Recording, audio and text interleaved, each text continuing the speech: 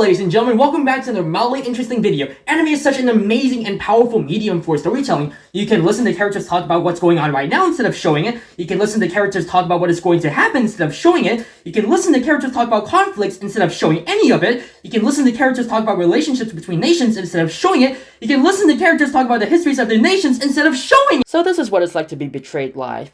Before The Last of Us Season 2, there was that time I watched that time I got reincarnated as a slime Season 3, which was a letdown.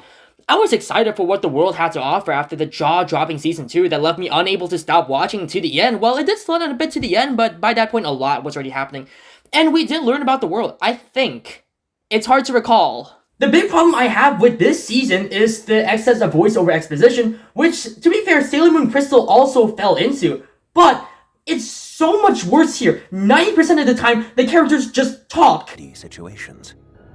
Over time, the Western Holy Church became corrupted. They set a trap for me, and I was forced to take on this form. And then they keep talking. But that does not mean we ignore what's happening in Falmouth. Since it seems a civil war is all but inevitable, our priority should be on protecting its citizens.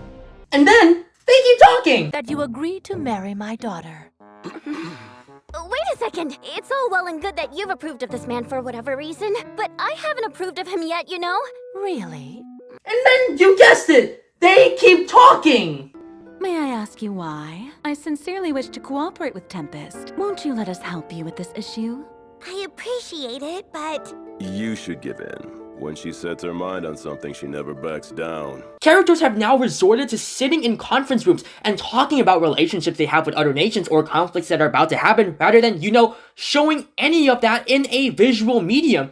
This was a problem before, but they did mitigate it by frequently cutting to the verbal stuff happening. We would spend a few minutes in the King's Court talking about a conflict, and then in the next episode, we immediately go out to that conflict. We immediately go into the battlefield. And after all of that verbal exposition, the next few episodes would be dedicated to nothing but action. This worked spectacularly with the shocking first half of Season 2. They spend the first few episodes laying the groundwork so that when the conflict happens, it hits hard because we just don't slow down. They don't do that here. Here, entire episodes are now dedicated to characters sitting at long tables, discussing conflict or drama, and it just doesn't stop. In one episode, we're in a kingdom discussing stuff. In the next episode, we're back in Rimru's kingdom discussing stuff. Everything is moving so slowly. This is the same problem I had with Season 2 of The Last of Us. This isn't an anime, this is a podcast! But maybe all that voice-over exposition leads to tension and excitement for what is to come in the later episodes. It doesn't. The conflict is so basic for all of that time being set up verbally. They spend so much time setting up the conflict in all of these conference rooms that you think that that is what the season is going to follow. And then that conflict gets resolved in like 2 episodes.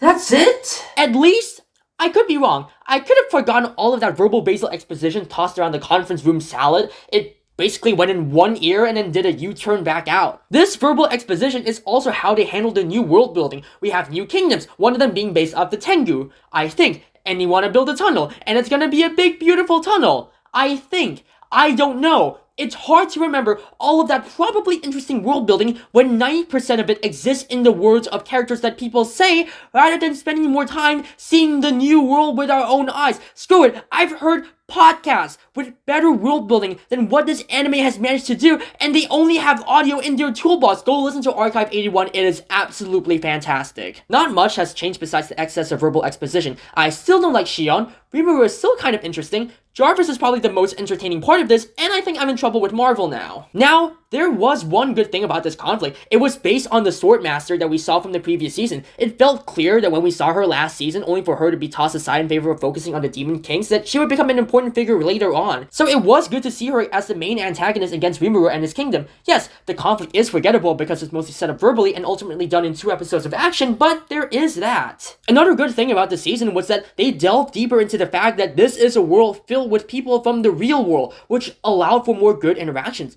It was an interesting idea that the show had for its first emotional anchor in the first season, before exploring what it truly means in Season 2, when it's revealed that high-ranking magic users could summon people from other worlds as weapons of mass destruction.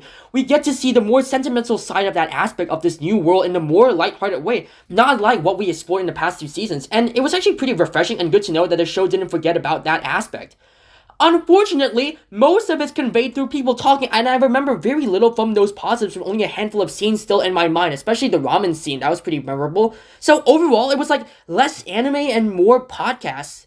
What the hell happened here? Budget cuts for one of the top isekai anime in the world? They probably think that the popularity of a series means that people will just consume it anyways, regardless of if they turn the anime into a freaking podcast.